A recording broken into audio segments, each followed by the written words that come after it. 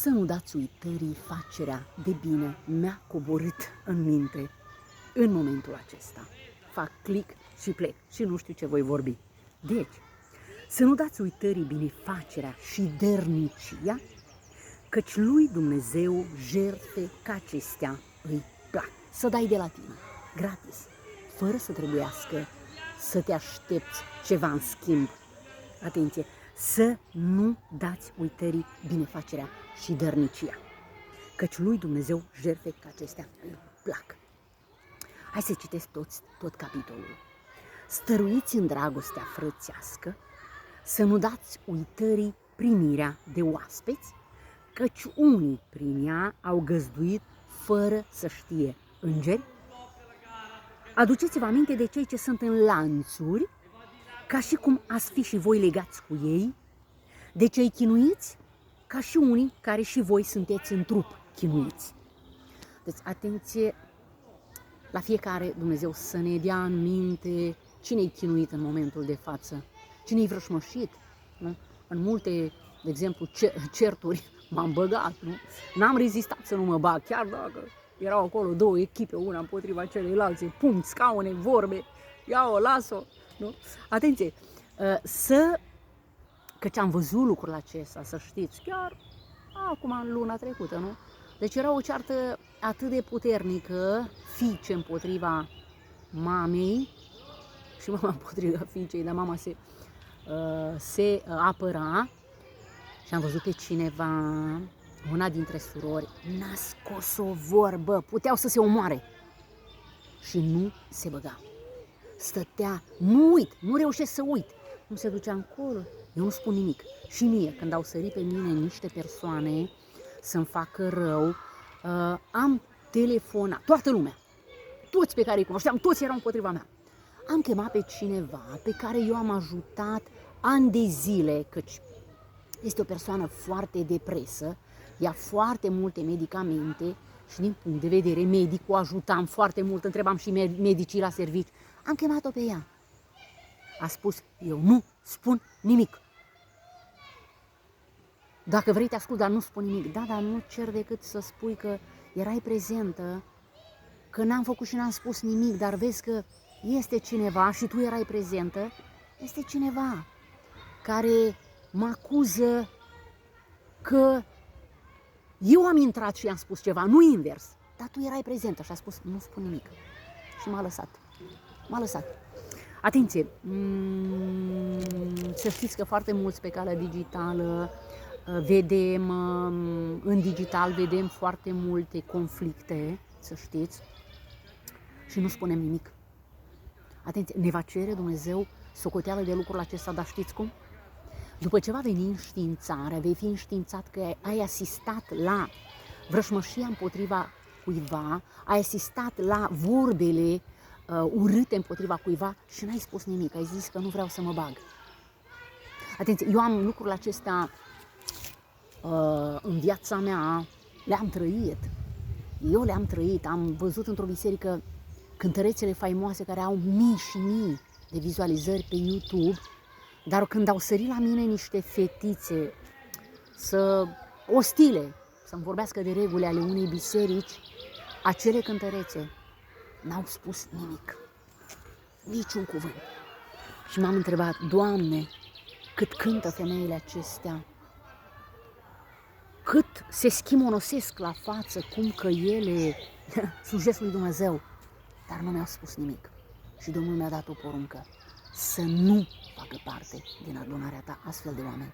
Niciodată. Este acolo cei primiți în adunarea noastră, Moabitul și Amonitul să nu intre în adunarea Domnului până al nu știu câtelea neam, căci nu v-au ieșit înainte cu pâine și cu apă, l-am învățat și pe de rost, când Domnul mi-a vorbit atunci, nu v-au ieșit înainte cu pâine și apă atunci când, nu știu cum este acolo, Baal și Peor au trimis împotriva ta. Baal și Peor este întotdeauna vrășmașii care ne vrășmășesc.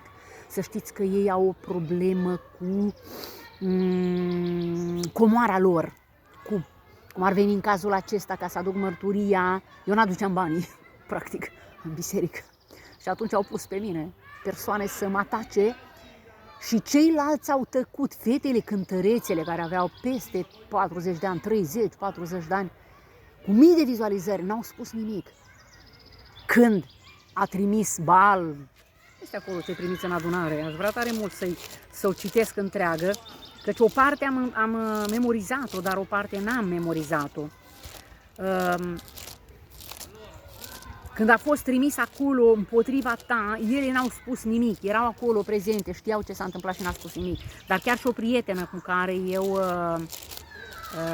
care a rămas oricum în adunare, n-a spus nimic, dar s-a salvat de a rămas în adunare, că mi-a spus eu nu eram prezentă, eram în vacanță când s-a întâmplat ce s-a întâmplat și atunci nu sunt martor la ce s-a întâmplat. Ok, nu prea se vede bine și mă aplec să mut.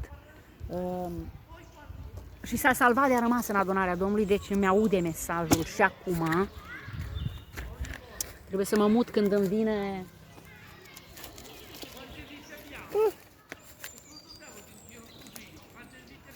Aia și tot îmi vine soarele, nu?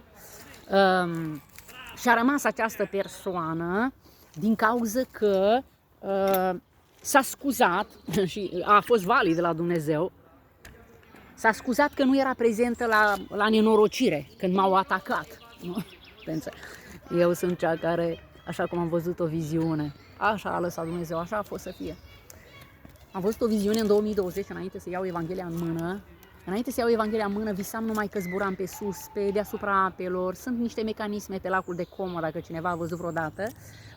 Nu o pompă, nu știu cum să spun, propensor, nu știu cum se cheamă, care te ridică în sus, că te ții, dar am văzut și la televizor. Mă vedeam numai pe mecanisme de acelea pe care mă înălțam foarte mult. Am avut Evanghelia în mână și ce vreau să zic, am pierdut firul. Da, am avut o viziune tot pe atunci în care era așa, vedeam păsări, ape de munte, copaci, cu un ochi, parcă, numai cât mă întorceam așa. Cu altă parte vedeam război, macerie, moloz, arme de război, pământ sec, nu? Chiar mă gândeam și ieri, nu? Am fost toată viața între liniștea, pacea pe care eu o urmăresc. Îmi place foarte mult să stau singură, aproape exagerat. Îmi place să stau singură. Deci când este la noi Bâlci, la Voghera, toată lumea se duce, eu nu mă duc la munte. Nu-mi place. Sau când fetele vorbesc foarte mult, colegele la servici, eu mă retrag. Sau când surorile mele, de exemplu, făceau show, râdeau, glumeau, făceau ce făceau. Eu mă retrăgeam, mă duceam mai încolo și chiar le certam, băi, mai tăceți. Am fost foarte singuratică, mi-a plăcut foarte mult singurătatea. Dar a făcut Dumnezeu în așa fel că toată viața mea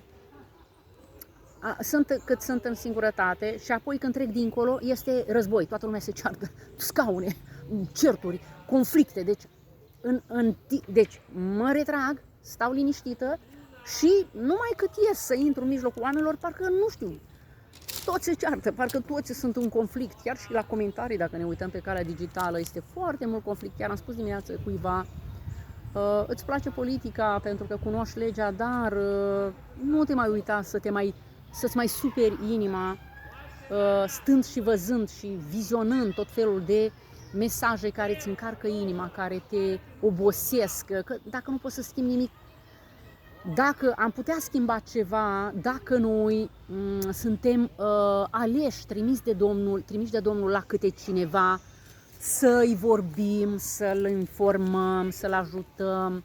Dar dacă noi nu suntem trimiși, este bine să stăm, să ne încărcăm energiile în locurile noastre de pace și de liniște.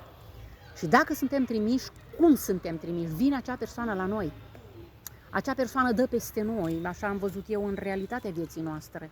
Vin la tine acum, vin la tine, am valiza la ieșire din casă, i-am spus că am unde să mă duc, nu mă mai asupri, nu?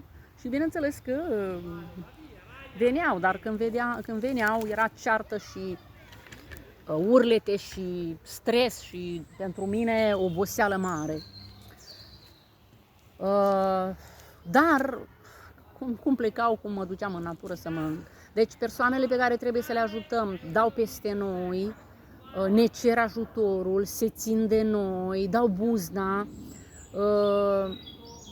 și atunci putem să realizăm că oamenii care au venit la noi au nevoie de noi, nu? Deci cum este aici, acum, cum este aici. Să nu dați uitării primirea de oaspeți, căci unii prin ea au găzduit fără să știe pe îngeri. Aduceți-vă aminte de cei ce sunt în lanțuri, ca și cum ați fi și voi legați cu ei, de cei chinuiți ca unii care și voi sunteți în trup. Păi, ori sunt îngeri, ori chinuiți în trup. Da, sunt oameni care sunt aleși ai lui Dumnezeu, sunt oameni pe care Dumnezeu îi trimite la noi, pentru că avem ceea ce le trebuie lor.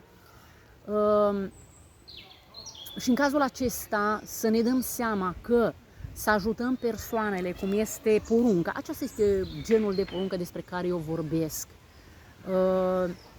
Voi sunteți prietenii mei dacă faceți ce vă spun eu, dar cum ne spune Dumnezeu? Ne pune în minte să primim acea persoană, să stăm înaintea ei, cum este aici. Și nu dați uitării binefacerea și dărnicia, căci lui Dumnezeu jertfe că acestea îi plac. Atenție, nu trebuie la oameni, chiar spuneam dimineață cuiva, ce material, ce-ți dă ție o cântare, iarăși mă întorc la cântări, de ce? Am văzut aseară o cântăreață care s-a pus pe o misiune, pe o biserică, deci ea pe YouTube are mesaj. Ca și cum eu un mesaj ca acesta de pe YouTube îl înglobez, dar nu știu cum să fac din punct de vedere informatic, îl înglobez într-o biserică, la o biserică, hai să zic Betania sau să aleg eu o biserică mare, îl înglobez ca toți followerii Betaniei să se uite și la mine. Și dacă e de la Betania o acceptă, mă acceptă pe mine, atunci toată lumea, mii de vizualizări trec pe mine. Am văzut deci lucrul acesta și chiar am spus cuiva dimineață melodia ultima pe care a făcut-o, El este dulce sau ceva de genul acesta. Ce material dă unui preot? Adică un preot dintr-o cântare care pentru mine nu este cântarea în sensul de cântare, melodie, ci din mărturia unei persoane, tu ce mesaj poți să faci? Iubirea de frați, stați între voi, faceți cortul întâlnirii. Tu, de exemplu, când auzi mesajul meu, eu foarte multe mesaje le-am văzut la preoți, cu doi ne-am pălmuit, adică, dar ce mă, l-am văzut noapte că mi-a luat tot mesajul de la început până la sfârșit, nu așa, nu să-mi iei mesajul de la început la sfârșit și unuia i-am spus, nu lua mesajul meu, tu trebuie să vezi ceva în mesajul meu, folositor pentru tine, să-ți faci mesajul tău. Și a fost chiar aseară, deci mi-a plăcut foarte mult, fratele Nicu Butoi a pus prietenul lui Dumnezeu, mi-a fost un pic cam greu să-l înțeleg, dar să știi, frate drag, că titlul pe care l-ai pus, atenție, și titlul, mi-a folosit să-i vorbesc cu unui frate care zicea, mi-am făcut și eu, domnule, prieteni. Și acum mă jicnesc, că zic, uite, domnule, aceștia că se plâng de viață seacă, dar eu am prieteni. Mi-am făcut și eu niște prieteni. Fii prietenul lui Dumnezeu. Eu am folosit acest cuvânt și i-am spus acestui frate, nu? Care a fost jignit. M-a jignit în comentarii, domnule. Aceștia vorbesc de viață seacă că sunt plini de grăsime. Nu ești tu plin de grăsime, nu este preotul plin de grăsime. Sunt cei care, prietenii lui, care vin la el să se umple de grăsime, de followerii lui, să aibă vizualizări pentru melodii. Deci, atenție că să fim prietenul lui Dumnezeu este... Voi sunteți prietenii mei dacă faceți ce vă spun eu, practic. Nu? Deci, atenție, la capitolul prieten mi-a folosit. Și dacă eu am folosit, nu mi-ar fi venit în minte dacă acest frate nu ar fi făcut un mesaj. Și numai titlul, prietenul lui Dumnezeu. Și a fost foarte frumos acolo, că cum l-au atins pe Pilat sau pe Irod, nu știu pe care, ca să-l omoare pe Domnul Iisus. Încercau în toate felurile să-l convingă, nu, iudeii, dar până la urmă l-au convins când i-au spus, a spus că nu este sau nu este prietenul cezarului. Și el, Irod sau Pilat, nu știu care era, el era cu cezarul, vroia tare mult, tot ce făcea vroia să impresioneze cezarul, nu? Și era prietenul cezarului, nu? Când acesta a folosit, nu-i prieten cu cezarul, atunci l-au convins, bine, să fie judecat sau să fie justițiatul.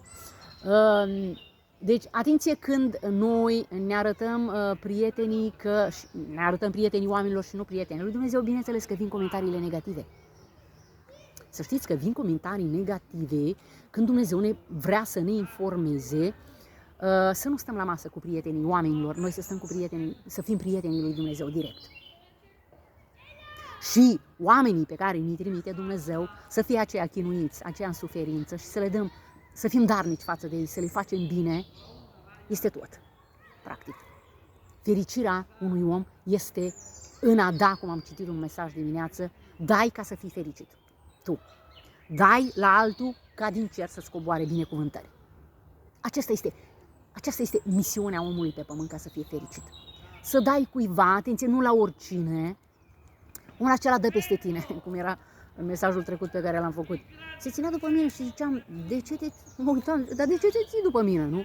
Sau oameni care îi vedem că se țin după noi și dacă cumva nu mai apărem, mie mi s-a întâmplat, chiar și cu un preot. Da, publică-ți florile. Da, puteai să ne mai spui și nouă ceva. Mi-am publicat într-o zi, m-am săturat.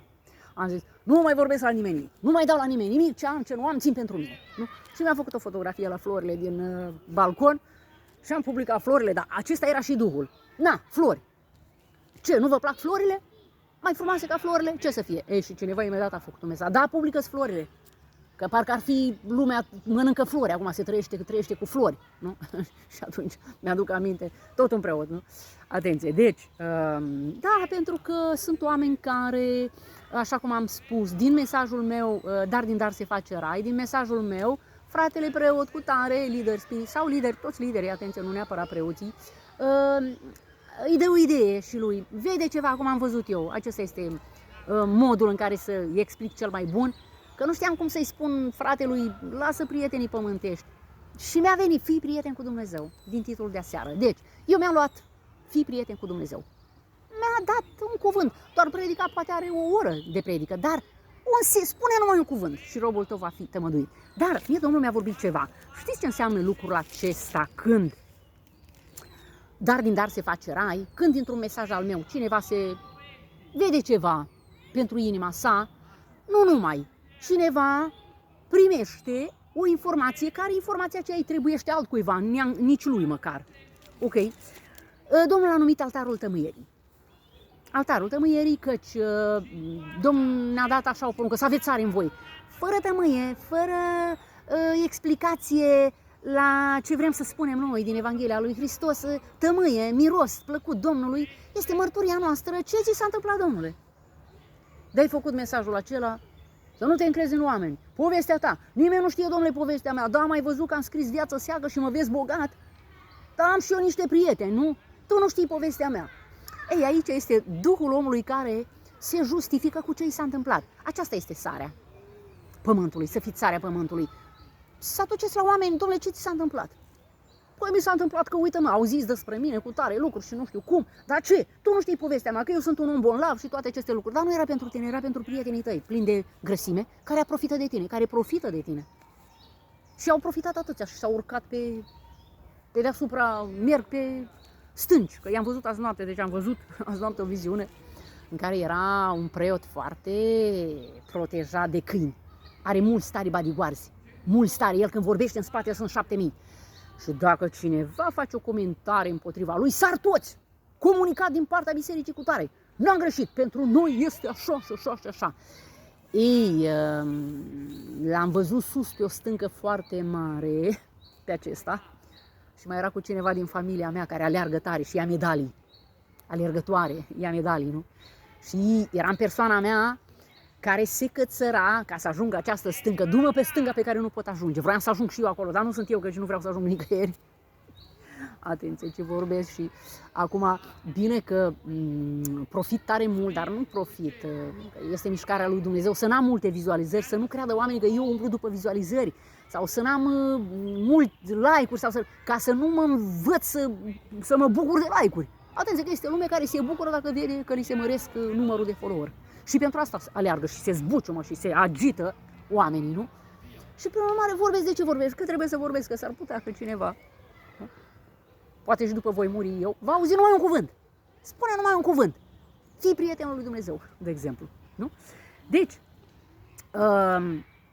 este foarte important prietenul, să vedem, deci fratele a adus tămâie și a mai făcut un mesaj mai înainte, Eu n-ascult biserica lui că este gălăgie prea mare și mă feresc. Mă feresc de atâta gălăgie că nu suport. Dar când face reelsuri mici în care vorbește cu tămâie și aduce tămâie, atunci se așează altarul în fața perdelei din lăuntru, care este înaintea chivotului mărturiei, în fața capacului spășirii, că practic durerea, mesajul acela îl duce într-o suferință care îi arde toată dorința aceasta de a avea prieteni. Fii prieten cu Dumnezeu. Lasă că îți trimite Domnul oamenii de care ai tu nevoie. Care este deasupra mărturie și unde mă voi întâlni cu tine. Dumnezeu se întâlnește în mărturie, în caz. Nu? În cazuri. Da, domnule, am primit o comentarie și eu am primit aseară o comentarie. Dar comentarea era relativ la faptul că tot cineva, un cântăreț îmi tot scrie, îmi tot trimite muzică, tocmai mie, nu? Un cântăreț îmi trimite muzică tocmai mie. Îmi trimite muzică și uite sora, uite așa și uite așa și uite așa. Ei, dar Domnul m-a oprit să stau la masa logopediștilor. Am avut o viziune în care erau mulți tare logopediști așezați pe scaune și se certau între ei și logopedistul este specialistul care se ocupă cu reprinderea vocii după un accident vascular sau reprinderea procesului de deglutițiune după ce ai avut un accident vascular. Omul nu mai poate, s-au paralizat mușchii, nu mai poate înghiți și atunci îl învață. Ei, este vorba cu glasul, nu? Se certau între ei și Domnul mi-a spus, nu sta la masă cu logopediștii, nu sta la masa lor, nu sta la masă, nu? Deci, și bineînțeles că am stat,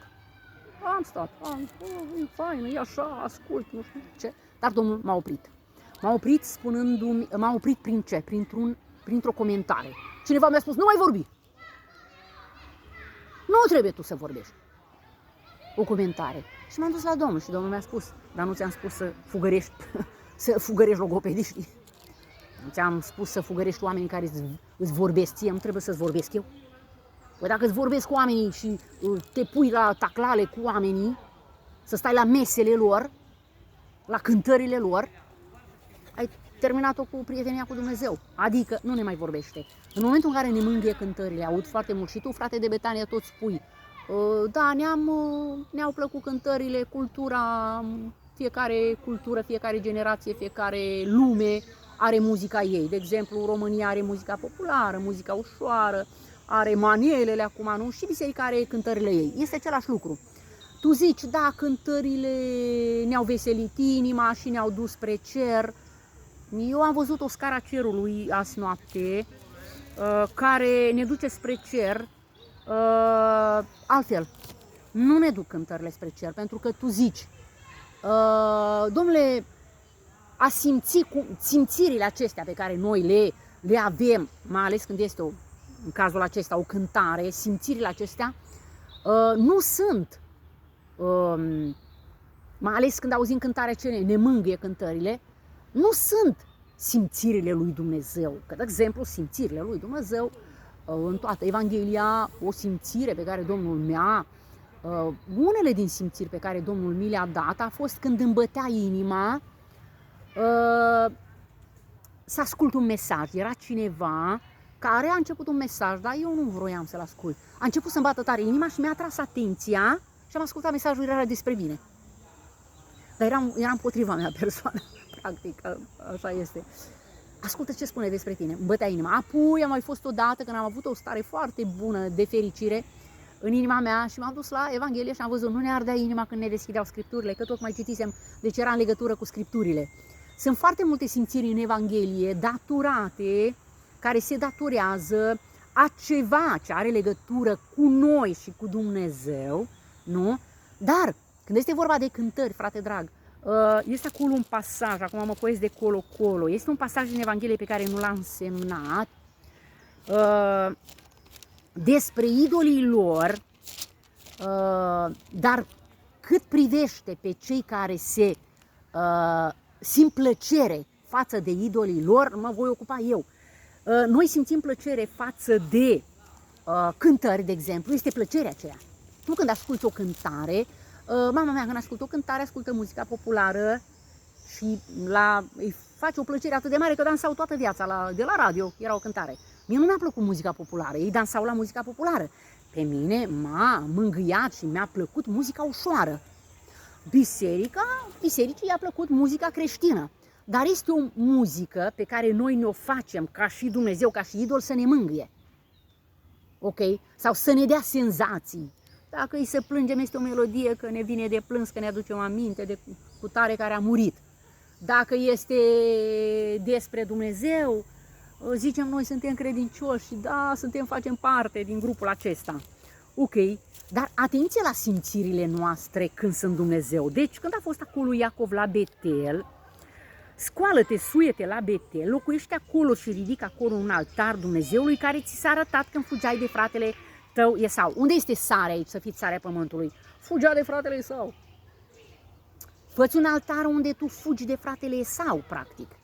Fă-ți un altar acolo unde tu ai un motiv să faci altarul, că dacă nu-i cântare de veselie și de bucurie și de simțiri plăcute. Bucură-te, tinere, în tinerețea ta. Du-te după căile plăcute ție, dar să știi că pentru lucrurile, alege căile tale, nu? Dar să știi că pentru aceasta Dumnezeu va cere socoteală. Da, de ce, ar zice cineva? Uite, domnule, și ce vrei, să predicăm ca tine sau să facem? Nu, este pentru că sunt oameni, pornind de la porunca pe care am primit-o, sunt oameni care roiesc în jurul tău, sunt oameni care vin la tine să-i ajuți, dar n-ai timp că asculți cântări, te ocupi cu compus de melodii. Mai ales cântăreții care se ocupă cu cântat de melodii, în timp ce sunt oameni pe care să-i ajute să aibă mărturie, să facă un altar în care să aducă această mărturie și această tămâie să se ridice la Dumnezeu, să fie, ca să poată fi un altar. Iacov a zis casei lui și tuturor celor ce erau cu el: scoateți dumnezeii străini care sunt în mijlocul vostru, curățați-vă și schimbați-vă hainele. Atenție! Ce fel de altar? Hai să aducem altarele lui Dumnezeu, altarele tale, Doamne. Care sunt, Doamne, altarele acestea? Unde este muzică? Și apoi câte o predică și aceea. Ca să ne sculăm și să ne suim la Betel, căci acolo voi ridica un altar Dumnezeului care m-a ascultat în ziua necazului meu și care a fost cu mine în călătoria pe care am făcut-o. Iată motivul pentru care să avem un altar, oriunde, în orice loc, să știți. Ei au dat lui Iacov toți dumnezeii străini care erau în mâinile lor și cerceii pe care îi purtau în urechi. Iacov i-a îngropat în pământ sub stejarul de lângă Sihem. Apoi a plecat, groaza lui Dumnezeu s-a răspândit peste cetățile care îi înconjurau, așa că lucrătorii lor n-au urmărit pe fiul lui Iacov. Ok. Și, bineînțeles că, nu știu dacă este aici, scara cerului, că ce am văzut-o, era această stâncă pe care am văzut-o în viziune, și mă cățăram să ajung și era acolo o alergătoare din familia mea și un frate care are o biserică foarte mare și înconjurat de mulți tare câini, păzitori. Orice s-ar întâmpla, el este apărat. Atenție! Dar, Domnul a vorbit în scara cerului, Iacov a plecat din Beersheba și și-a luat drumul spre Haran, a ajuns într-un loc unde a rămas peste noapte, căci a sfințise soarele, a luat o piatră de acolo, a pus-o căpătâi și s-a culcat în locul acela. Și a visat o scară rezemată de pământ, al cărei vârf ajungea până la cer, îngerii lui Dumnezeu se suiau și coborau pe scara aceea, și Domnul stătea deasupra ei și zicea: eu sunt Domnul Dumnezeului tău, Avram, și Dumnezeul lui Iacov. Pământul pe care ești culcat, ți-l voi da ție și seminței tale. Această sămânță este o sămânță de oameni căreia Dumnezeu i-a vorbit. De oriunde. Într-un loc părăsit de oameni, era disprețuit și părăsit de oameni, era atât de schimonosită fața lui că îți întorceai fața de la el și noi nu l-am recunoscut. Nu? Atenție când sunt oameni care se prezintă în fața noastră cu dureri, cu suferințe. Iată de ce, aceștia sunt îngerii. Dumnezeu trimite oameni la noi: am fost străin, am fost gol și n-ai venit la mine, am fost bolnav și în temniță și n-ai venit la mine, am fost bolnav și n-ai venit la mine. De asta nu realizam cum se justifică să nu dați uitării primirea de oaspeți, căci unii prin ea au găzduit fără să știe îngeri. Trimite Dumnezeu, vine El la voi, vine El în judecata viitoare, vine El la noi. Dacă n-ați făcut unul dintre aceste lucruri, să-i dați de mâncare, să-l îmbrăcați, să-l ajutați în conflicte, mie nu mi-ați făcut. Cine nu vă dă o cană cu apă, cum este acolo, mie sau unuia dintre acești micuți frați ai mei, mie nu mi le-ați făcut. Iată de ce proba cea mai mare este aceasta când vine cineva care are nevoie, să demonstrăm atunci cui cântăm, practic. Cui slujim, practic. Ok. Deci, aduceți-vă. Așa că putem zice plin de încredere, Domnul este ajutorul meu, nu mă voi teme de nimic, ce mi-ar putea face omul. Căsătoria să fie ținută în toată cinstea și patul să fie nespurcat, căci Dumnezeu va judeca pe curvari și pe prea curvari, să nu fiți iubitori de bani. Atenție, că chiar ieri am trimis cuiva unui preot. Vezi la prietenul tău, prietenii tăi, vezi că e online, pe YouTube, pe filme, pe video porno. Atenție că când prea curvia, deci un om este căsătorit, este predicator, și am făcut foarte multe mesaje în trecut, este predicator, femeia faimoasă, dă din coate să ajungă pe alții, nu? Faimoasă, dar mulți predicatori, eu am văzut predicatori care se masturbează la video, că nu le mai place nevasta, nu? Atenție lucrul acesta, căsătoria să fie ținută în toată cinstea și patul să fie nespurcat, căci Dumnezeu va judeca pe curvari și pe prea curvari. Atenție la lucrul acesta, este foarte important, dar n-ai cum să ai ungere de sus. Am auzit dimineață mesaje și mai multe zilele acestea, femeia să aibă în cap un preot, dar asupritorul secolului. Dacă n-ai, că uite, scrie să ai în cap. Nu, tu să ai ungere, să ai dragoste și iubire de frați, să intervii cu puterea pe care o ai, să ajuți un frate în suferință pe care nici nu-l vezi, n-ai ochi să-l vezi. Te gândești numai la statutul lui de mai înainte și acum îl privești și ce gândești? Bine i s-a întâmplat. Nu, atenție, nu spuneți lucruri de genul acesta cuiva, de la învon mai ales. Nu faceți declarații, bine i-a făcut, cât am vorbit, 31 deja foarte mult.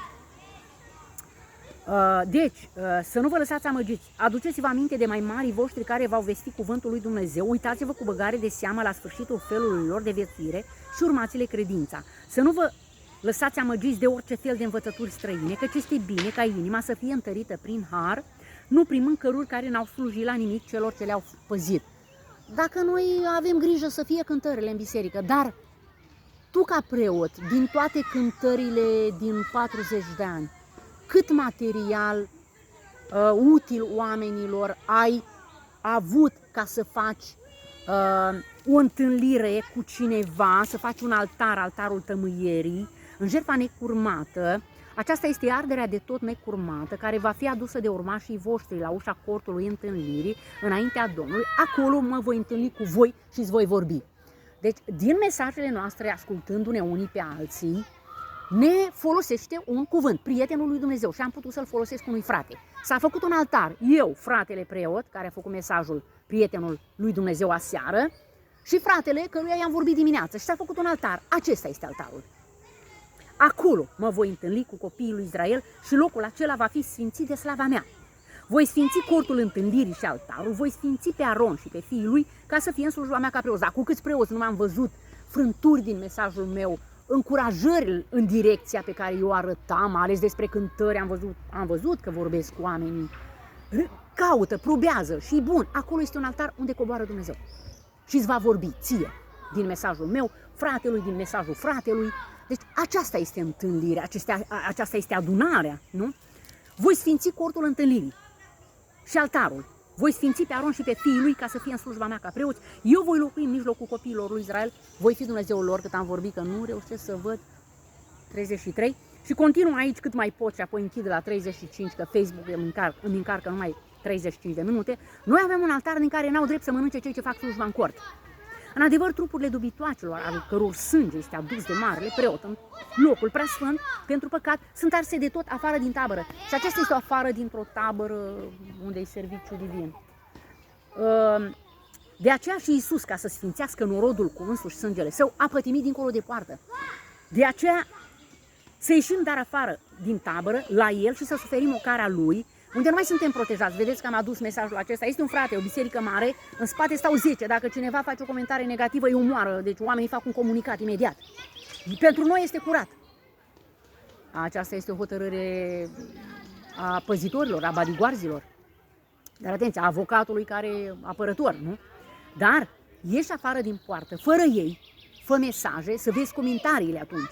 Căci noi nu avem aici o cetate stătătoare, ci suntem în căutarea celei viitoare. Prin el să aducem totdeauna lui Dumnezeu o jertfă de laudă, adică rodul buzilor care mărturisesc numele lui. Cum? Numele lui îl mărturisim atunci când aducem ne aducem pe noi în afară de poartă ca jertfă, să suferim ocara Lui. Ieși afară de la bodyguards. Să vezi, fă mesaje din casa ta. Ce? Care este problema? Sunt comentarii și dacă văd biserica nu te comentează, ei nu. Nu. El a pătimit dincolo de poartă.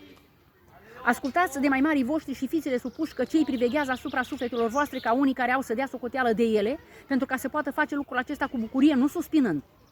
Rugați-vă pentru noi, că suntem încredințați, că avem un cuget bun, dorim să ne purtăm bine în toate lucrurile. Nu mai văd. Mai ales să vă rog cu stăruință să faceți lucrul acesta ca să vă fiu înapoiat mai curând. Dumnezeul păcii, care prin sângele legământului celui veșnic a sculat din morți pe Domnul nostru Iisus, marele păstor al oilor, să vă desăvârșiți în orice lucru bun, ca să faceți voia Lui și să lucreze. A Lui să fie slava în vecii vecilor. Amin.